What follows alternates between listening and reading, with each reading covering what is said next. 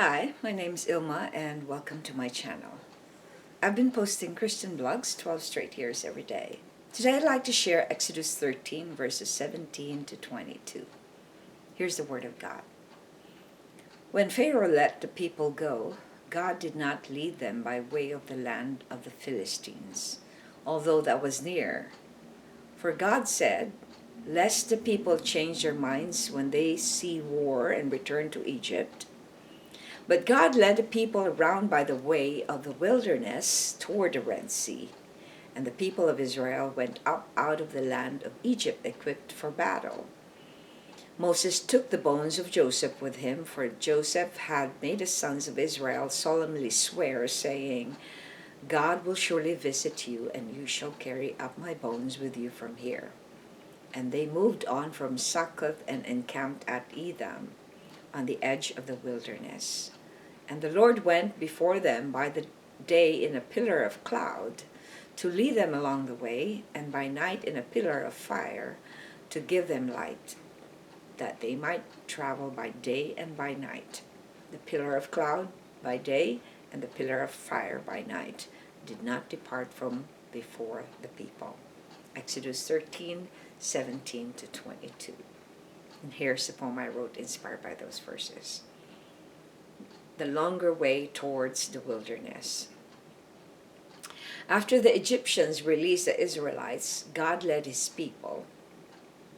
He told them to take the long route towards the Red Sea. This will prevent them from witnessing the Philistines' wars. God didn't want them to get discouraged and go back to Egypt. The Lord provided them with a pillar of cloud during the day, and at night a pillar of fire covered them so they can see in the dark. They also took Joseph's bones with them as his sons swore to him. They moved from Succoth and encamped in the wilderness at Etham. Here's the commentary I wrote. The Lord didn't lead the Israelites towards the easy and faster way, but towards the wilderness. He didn't want them to witness the terrible wars in the land of the Philistines, for it might discourage them and lead them back to Egypt. Isn't this very true to us humans? When we experience conflict and adversities, we back out and look for an easier way out. Excuse me. In the long journey, God never left them. He provided pillars of cloud and fire to ensure that they are provided and protected. The Israelites also brought with them Joseph's bone as a fulfillment of his request to be out of Egypt too when God visits them. Reflection. Why isn't a shorter way always the best option when following a direction? If you notice, when Jesus was with his disciples, they walked on foot. So it wasn't easy to walk on foot. They didn't have donkeys, they didn't ride camels, but they walked on foot. So sometimes when we do spiritual work, shorter way is not always the option. What happens when we take the longer way? It's because the longer way makes us learn to face adversities.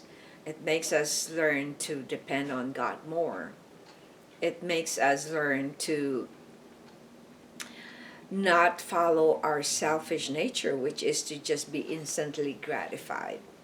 So I know when my husband and we go to a trip, he always takes the long route because he prefers a certain way to avoid traffic lights. And sometimes when I try to convince him that this is a shorter route, he would argue and say that his route is the way that we should go. And so I think that's in human nature for us to make our life convenient and easy and comfortable. And I don't think that's the way of the Lord. The Lord's way is not a path that is easy. In fact, God says that if you follow me, you will go through all this suffering. And there's a lesson in suffering and adversity, and the lesson is to uh, build patience and resilience and dependence on God. So that's why the shorter way is not always the best way, especially when it comes to our spiritual walk and it comes to our spiritual growth. Uh, um, do you ever hear of anybody in the Bible that actually wants to do fast things? It's mostly in the ancient time, everybody did it, slowly and surely. So when we go shorter and faster, we can make mistakes and we can lose a lot of other things in the way, because we lose faith and we become dependent on our own self and we rely on our own self, and our ego goes higher because we're right. So it's not always the right way. So thanks for watching. I hope you check my website at ilmaarts.com for artworks, photographs, and a copy of this blog. And if you haven't already, check over 3,000 videos I've done in the last 12 years. I've been doing this daily. Just type on Google or YouTube search Ilma's Poem Devotional. Have a wonderful day.